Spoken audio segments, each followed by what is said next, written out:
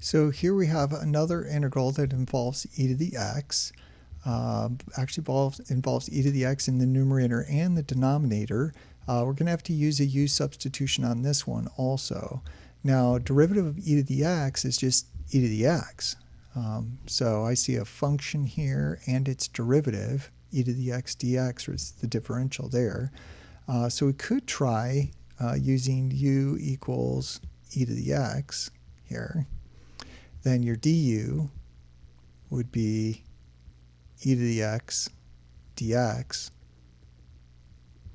And so if we just factor that 3 out of the integral, then our e to the x dx right there is our du.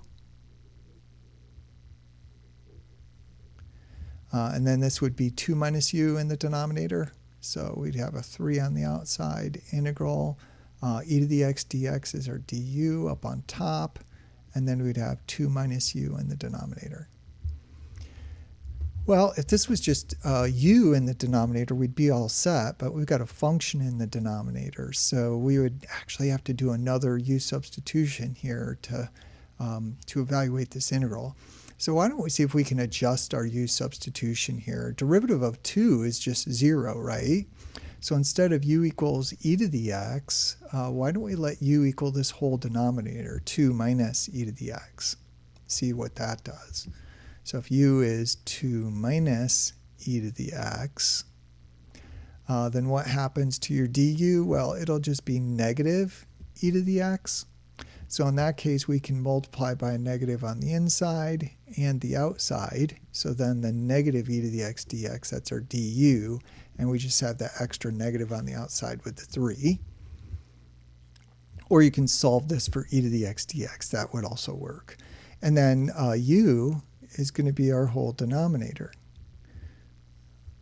So we don't have the 2 minus in there. It's just du over u. And that works out nicely because we know how to integrate du over u. That's integral of 1 over u du, which is the natural log function. So it says negative 3 natural log of absolute value u, and then plus constant.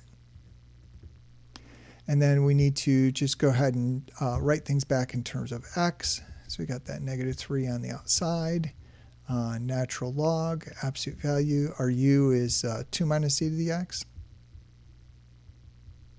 And then plus constant. And then we do need the absolute values here because if e to the x gets big enough, then this quantity will be negative. Well, that wasn't too bad.